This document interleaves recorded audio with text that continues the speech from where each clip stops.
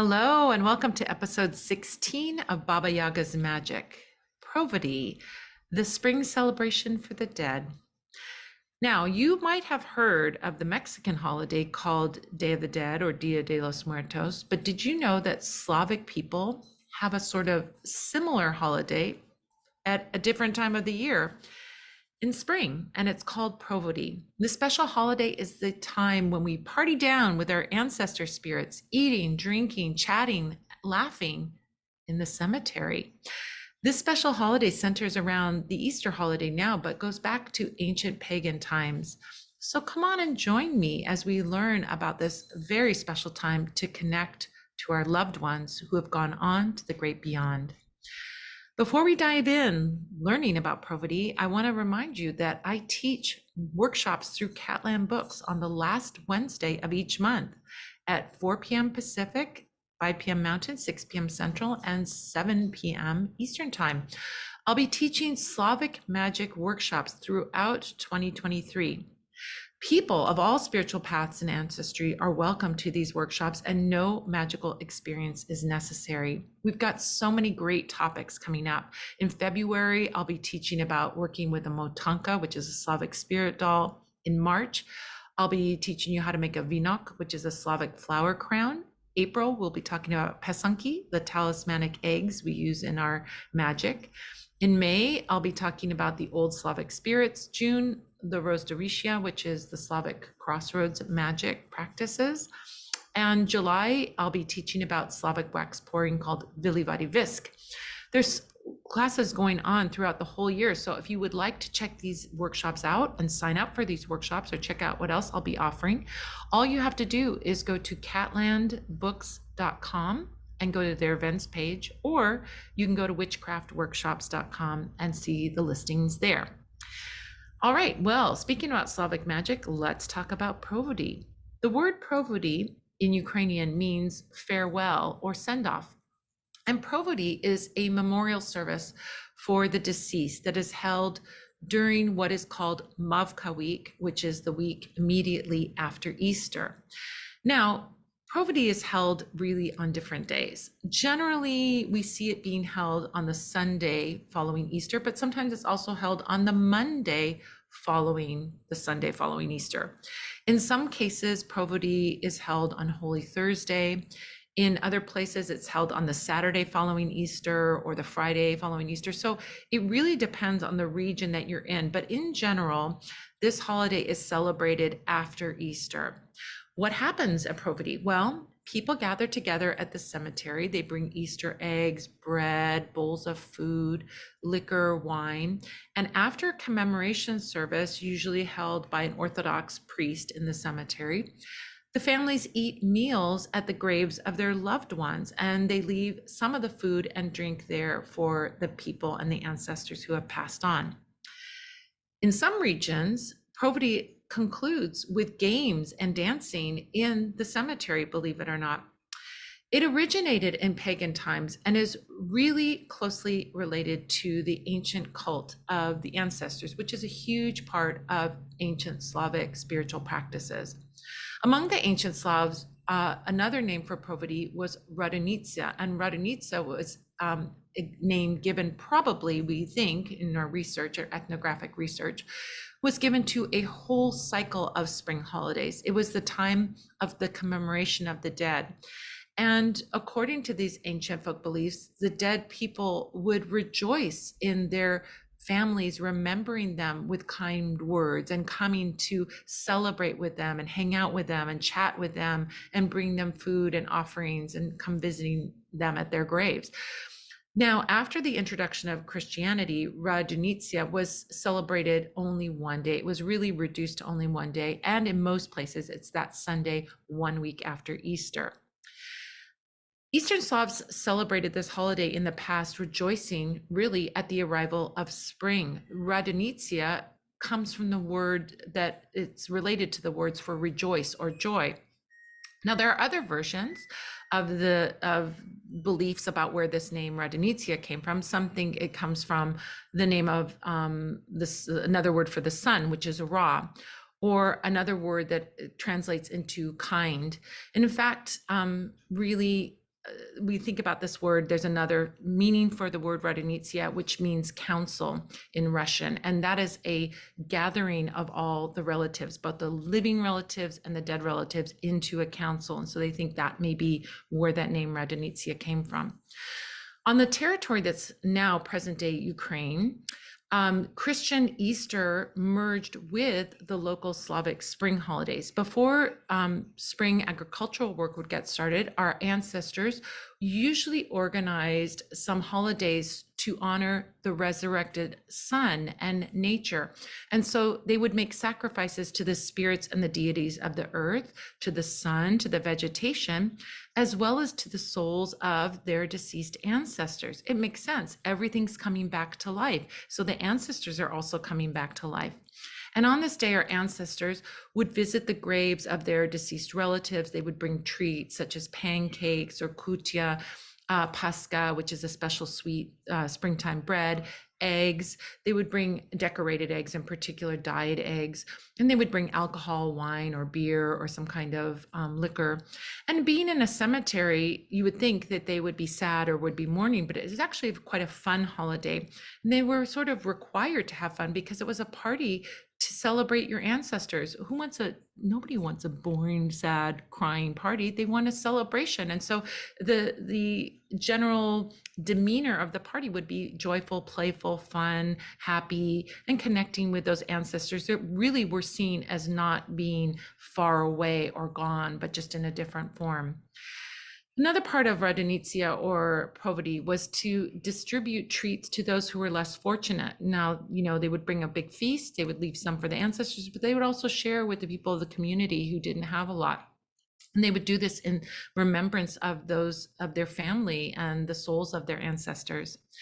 Slavs believed that after death, the spirit is reborn. And so they didn't consider physical death to be the end of life. It was just a different form of life. So in these traditions of the Ukrainians, even in pagan times, of course, particularly in pagan times, the cult of ancestors was of great importance. And that's why these offerings were made to them in the form of a party with festive foods. Now, when the Christian faith began to be introduced into the territory of Kievan Rus in the 900 AD times, people did not want to give up their old traditions. So they just modified them and made them part of Christian Easter. Ancestor cults, and that understanding that belief in the ancestor cult is a belief that consists in worshiping the spirits and souls of deceased ancestors, connecting with them, honoring them, conversing with them, and being involved. They're involved in our life and we're involved in their life. And people believe then and still believe now that these ancestor spirits can influence our earthly existence. This cult of ancestors was a real major component of the pagan culture of Ukrainians and Eastern Slavic people. The souls of the ancestors were revered just as the gods and the deities and the spirits of nature were revered. And you could almost say in a certain sense that the ancestors were considered deities. They were just family deities. They were honored with festive rites. They were worshiped and prayed to, just like other spirits and deities. They were offered gifts such as bread and other products that were presented to them, juices like uzvar and kutia, the porridge, the wheat porridge, breads, and so on were left for them. Since that pre-Christian era, we have some information about the burial rites of the Slav known as trizna. The oldest mention of trizna among the Slavs was given by a Byzantine writer of the 7th century. And he said that trizna under Prince Igor in 945 was a wake during which people ate and drank. And on some graves, they played games or had little military competitions, believing that the souls of the dead would observe these actions and enjoy the party. Now, when we talk about Provody, it goes by other names as well. It sort of depends on what region and what area you are and what country you're in. It's not just even language, it's different regions and different areas will have different names for it. So most people in the diaspora will call it Provody, but Provody is one of the names for it in Ukraine. It can also be called Hrobki, which means tombs. That's usually in central Ukraine, Podillia and Volyn. Didi, which means grandfathers, is another name that it's called. Krasna Hirka, which means Red Hill, is another holiday that's associated with Provody. Mohilki is the word for cemetery, and that's a name for this memorial celebration. Pominal, oh boy, here we go. Pominalny Dni, boy, that's hard for me to say. It's Russian. I can't really say it. That means Memorial Days. That's another name for it. Pominki is a name for awake or wakes, and that's another name that is given to it. Providki or Provodki is farewells, just like Provody. Radonitsia, that means spring joy. We see that in Kiev and Polisia and Cherniv, and also in areas adjacent to Belarus. In Belarus, they call it Radavnitsa, Radavnitsa in Belarus. You can also hear it being referred to as Babski Velekden, which means grandmother's Easter. And we see similar customs, not just in Ukraine, but in other countries. In Bulgaria, for example, they call it Zadushnica, but they celebrate it before Lent. They celebrate much earlier in the year. We also see some of it a little bit in Poland. It's not huge in Poland. It's called Radonice, and it's like, it's celebrated a little bit, but it's a little bit harder to find in Poland. Ukrainians, Belarusians, and Bulgarians are really the ones who are very strong in this tradition. For Russians, it really only appeared after the introduction of Christianity, while among the Ukrainians, it was there in pagan times, long before the start of Christianity, and certainly long before the start of Russia. After the introduction of Christianity into Kievan Rus from the 10th century, the people of the church leaders really condemned and persecuted those who kept to these old pagan traditions of celebrating Provody for the week during springtime. So since they couldn't stop people from doing it, they just made it a Christian tradition. They made it center around Easter, and they only allowed it for one day on that Sunday, that second Sunday after Easter. At the same time, while they approved of the celebration of Provody, but they did reduce it to the one day for that commemoration of deceased relatives. One thing that the church really did was really tamper down any of the joyfulness, any of the fun. It was really condemned. It was supposed to be a serious holiday. There are lots and lots and lots of references to Radonitsia and Provody, and in ancient texts, and these church leaders describing what the people were doing and the folk magic that people were doing. So in the Church Dictionary of 1773, they noted, for example, in Radonitsia, it was customary among the common people to remember the dead ancestors with pagan rites, and the ones who remembered brought wine, mulled wine, pies, pancakes to the grave, and after the litany was said by the priest, taking a glass of wine or a glass of beer, poured part of it on the grave and finished the rest himself. Women at that time mourned the benevolence of the deceased in a tearful voice. That's one quote that we have from the 1700s. In general, this Memorial Week that we see as one day is preserved among Ukrainians even now. In Polisia, for example, in the tradition really preserves that more archaic form, the pagan form, where it's considered a sin to grieve because the dead should be happy that their relatives remember them. So you can't, for people in Polisia, you can't spoil the mood of the dead by being sad at the graveside. You want to be joyful, happy, and celebrating. Now, in the process of doing this, most people visit the cemetery a week before the holiday, so at Easter time, to get ready for Provody. So they'll arrange the graves, they'll clean up the graves, they'll wash the headstones, they'll trim the plants and grasses and so on. They'll plant flowers. They might plant even a tree, depending on the weather. There has long been an order not only to clean your own graves where your relatives are buried, but also to take care of the graves of people who are left without family and are neglected. This is a huge part of Ukrainian culture. I know this because when my family would go to the graveyard, my mom would take care of her family's graves and also people that weren't related to her who were nearby. In later times, in the end of the 19th century and the beginning of the 20th century, there were tons of stories about sending these about these not funeral, but memorial services on Provody in villages of Ukraine. Some of the things that they said were things like, the dead are commemorated on Monday because on Provody are Easter leaves, and because what is left in us, we must give to them, the dead. Okay, so they're saying we celebrated Easter, now we get to celebrate with our dead loved ones, our ancestors. At the general, here's another quote about it. At the general dinner, they give out koliva, which is a wheat porridge, food for the dead, with honey, and it must be eaten on an empty stomach. Another tradition for Provody. At the end of dinner, the host goes to the ancestral graves, and everyone asks the priest to send a memorial service for the dead. 3 or 4 eggs, usually krashanki, dyed eggs, are laid on the grave. And at the end of the memorial service, the host breaks these eggs against the grave cross and gives them to their ancestors, saying, pray, grandparents, grandfather, grandmother, pray for my dead father, mother, and sister. At the same time, he tells his grandfather the names of his deceased relatives and in-laws. Then the whole family sits down in a circle near the graves to have dinner. The head of the family says, here is my family, here is my mother, and here I will soon rest.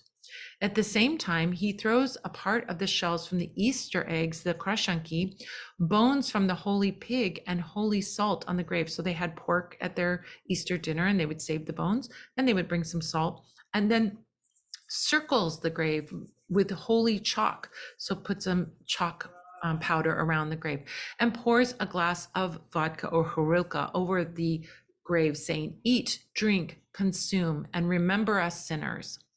After that, each participant of the dinner drinks a full glass of vodka, saying, grant us, God, to live long in this world, to reign in good happiness, and to inherit the kingdom of God for the dead. Another comment about this is, in our country, on the eve of Provody, people clean their houses nicely. They wash and prepare as if for a big holiday. They bake knishi, they make cheese, they beat butter, they boil and paint eggs. This is all tied in 2 bundles and put on the table. One of those bundles is intended for the living people, and the other is for the ancestors. And on the day of Provody, these bundles are brought to the church. And after saying a general requiem mass there, near the church or in the enclosure or in the nearby cemetery, there's a general lunch, picnic, dinner for everyone who wants to, both for the people who are the family, the people of the church, and also the people who are deceased. After a good walk in the evening, the villagers return to the church, where the priest, this is a great comment, the priest, as if out of gratitude, sends them vodka as a treat. After what they call the Pope's treat, everyone goes to their houses, and this is the end of the vigil for the dead. On this day, there are also games and dances in which young people take part, but married women, even grandmothers, which is where the name of this holiday comes from, grandmother's farewell. So everybody participated in this celebration. Here's another comment. They also commemorate in this way. On the graves, they are baptized with the dead. They roll eggs on the ground and say, holy parents, come to us to eat bread and salt. Bread and salt in Ukraine are offerings of hospitality. Then they sit on the grave and they have a snack. And after the meal, addressing the dead, they say, our relatives do not remember this disaster, but because what the house is rich in will make it happy. The church dictionary also mentions baptism with the deceased on the graves. So they're saying that there's a blessing on the graves of some kind.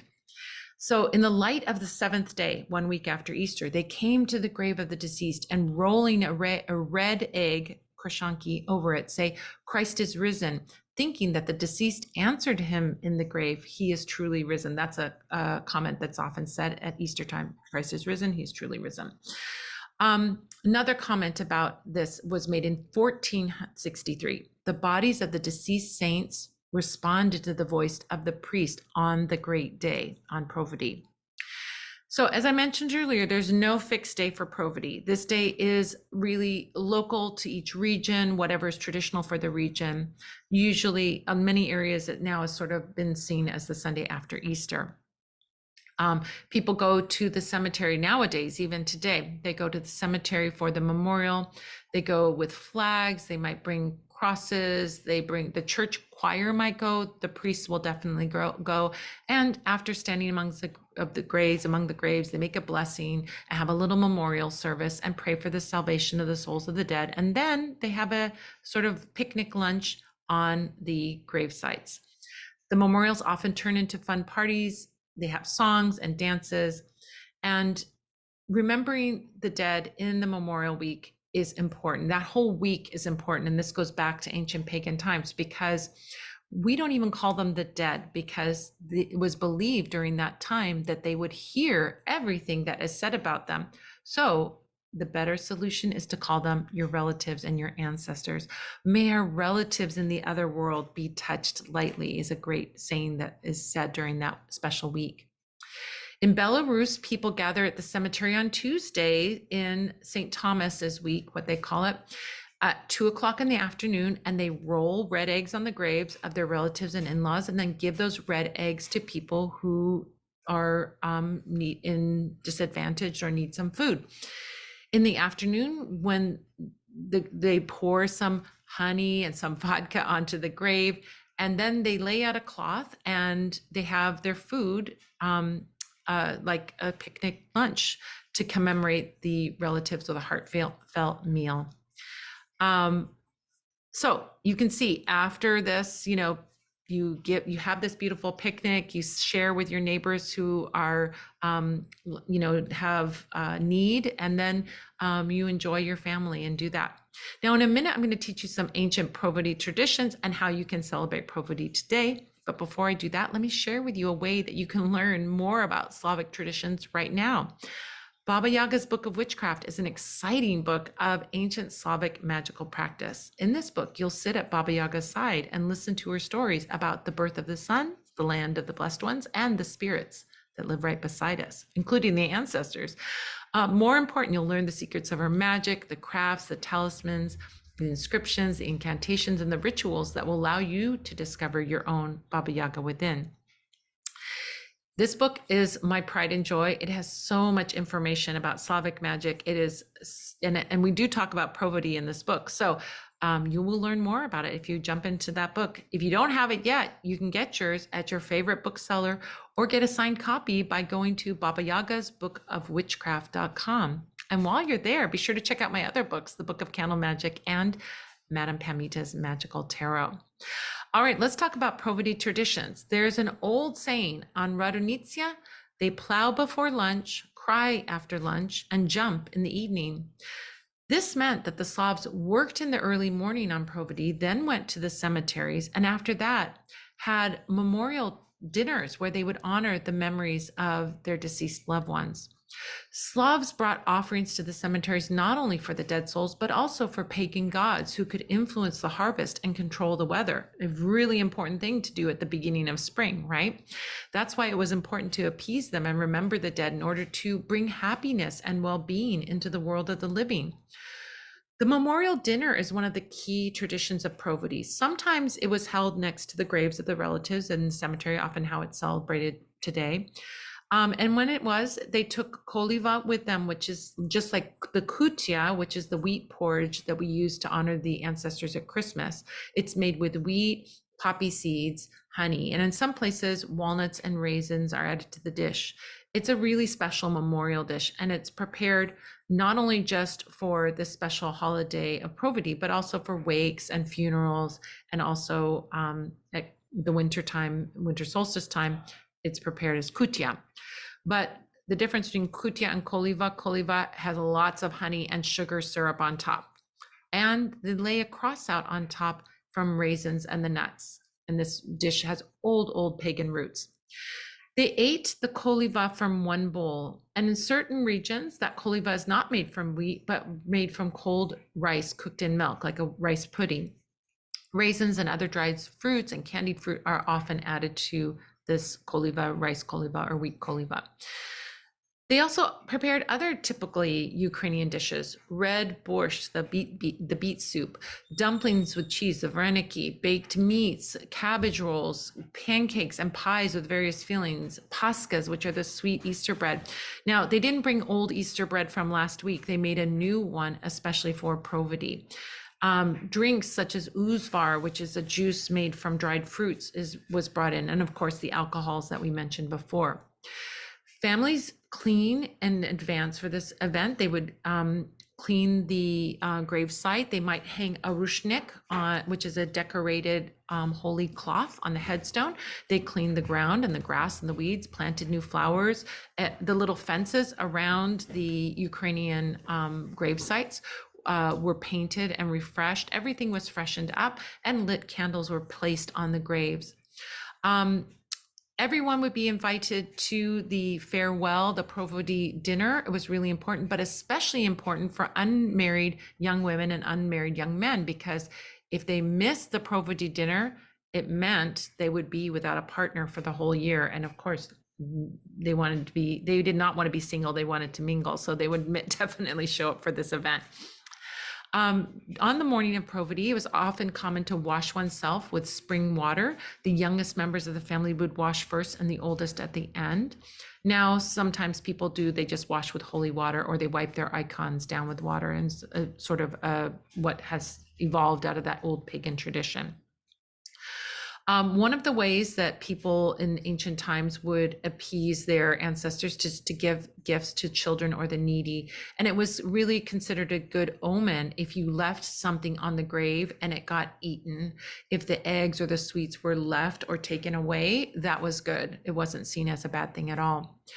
The difference between a modern Christian Provody and a pagan Provody is really about the fun. In the Christian culture, Provody is really a modest meal next to the grave, and you might leave something for your offerings for your family. But in pagan culture, it was much more festive, much more fun, singing, dancing, games, and so on, and that could last the whole day.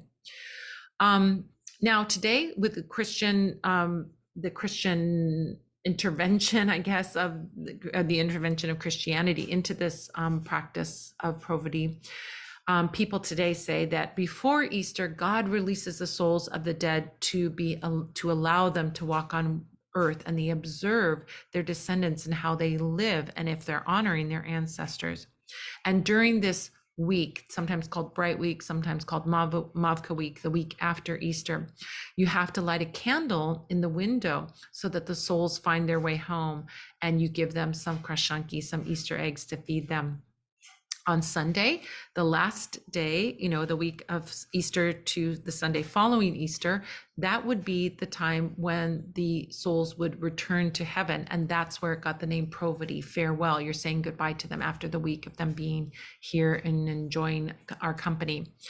And so the relatives go to the cemetery to say goodbye to them. Now, that is a Christian overlay over this old pagan holiday, so you can see where it comes from. Of course, the tradition of Provody or Radonitsia is pre-Christian. It has deep pagan roots and is about the cult of the ancestors. And for a long time, the Christian church tried to eradicate it and to ban it, but as a result, Provody just flowed into the Easter holidays. Slavs commemorated their relatives during the spring renewal of nature. It symbolized the cycle of life and death. Our ancestors believed that by eating with the dead, they found confidence in the present, and the dead soothed their own spirits. The ancestors are watching over us, in other words. Now in Christianity, tradition changed and was combined with prayers. Food began being consecrated in the church before being brought to be shared with the dead. That is a new custom. In Ukraine, it is customary to share that Easter food with the dead, and the richer the treat, the more satisfied the ancestors would be. So you have beautiful paska, which is a beautiful sweet, like a kind of brioche sweet bread, or knishes, or kolivo, that sweet honeyed porridge, or pies, and krashanki, which are the dyed eggs, and they would carry them to the cemeteries. Our ancestors believed that the day of Provody was also it was also necessary to prepare dishes that the dead loved during their lifetime. So food was carried to the cemetery, tablecloths were spread among the graves, and memorials were made, sharing what was brought with each other. So how can you celebrate Provody? Well, depends on what date. What date do you celebrate it? Well, it will depend on the region or even the church that you belong to. So if you're going by the Gregorian calendar, which is what we celebrate here in the States and in most of the world, your Provody this year is going to be on April 16th, the Sunday following Easter. If you're on the Eastern Orthodox calendar, which is the Julian calendar, you're going to be 13 days later, or a week later, I guess. April 23rd is when you're going to be celebrating it. Now, whether you identify as Christian or pagan, the holiday has its roots in pagan culture. And so on this day, our ancestors honored the dead by making some offerings to them. It was believed this was an act of respect for the souls that have gone on to other worlds, and that by making these offerings, it will definitely please your ancestors. So you should visit the graves of your deceased relatives and bring your friends or family. You can bring candies, you can bring Easter pastries, you can bring eggs, you can bring cookies or cakes or whatever to the cemetery. According to this belief, on the day the dead rise from the graves to speak after Easter that whole week. And so the souls are really happy that they're not being forgotten by the people that are closest to them. If you do not treat your loved ones, it is believed that no one in the next world will treat you or remember you. So, and even worse, the angry souls of relatives can send all kinds of misfortunes and diseases if you don't take care and pay attention to them. So it's not even an option, it is a must. So arrange a meal at the grave of the ancestors as if they were alive. You can talk to them, tell them what you've been up to for the year, and mention them in toasts. Now, if you go to a Ukrainian cemetery, this is what you will expect. An Orthodox priest or priests will come to the cemetery and they'll bless the graves of the family members of their parishioners, ones that have come and said, hey, I want you to do a little blessing. So they'll do a general blessing over the grave, and then they'll go to the specific grave sites of parishioners of their church. Some people just come and stay for the blessing, and they leave flowers at their loved ones' graves, and then they're out. Others will bring a picnic with food and a tablecloth, and some people even bring tables in Eastern Europe, folding picnic tables and chairs and everything. And they spend that time on the grave talking with their loved one, having this picnic with their family. If you bring a picnic, leave some treats for your loved ones. You can leave those special breads or cakes or candies, and pesanki or krashanki are all suitable offerings. And it's also very traditional to have a drink with your loved ones. You can have uzvar, which is a juice made from boiled dried fruits, or kvass, which is like I call it Ukrainian kombucha. It's like a lightly alcoholic fermented drink. You can bring wine, beer, or horilka, which is Ukrainian vodka. They're all suitable. Have a little toast, drink to your ancestors, and pour a little on the grave. Honor your ancestors and have a joyful time with them. So that about does it for this episode of Baba Yaga's Magic. If you would like to get even more info about Slavic magic, then check out the Learn page over at the Parlor of Wonders, where you'll find a ton of resources, including workshops, blog articles, past podcast episodes, and the way to join me live over Zoom for the Magic Q&A Tea Party every Sunday at 5 p.m. Pacific, 6 p.m. Mountain, 7 p.m. Central, 8 p.m. Eastern. Just go to parlorofwonders.com and click on the Learn tab to see all the goodies there. I want to say thank you to all the Spell Squad members out there who have subscribed and shared this podcast with your friends. And thank you to the fabulous folks who have left reviews. Those reviews are wonderful. Thank you so much. Thank you to Gilles Navarre for production and engineering. And thank you to you for joining me. I'm looking forward to next episode when we'll be learning about Haman Easter. Until next time, this is Madame Pamita and Baba Yaga saying Za Mahiyu to magic, and may all your stories have the happiest fairy tale endings.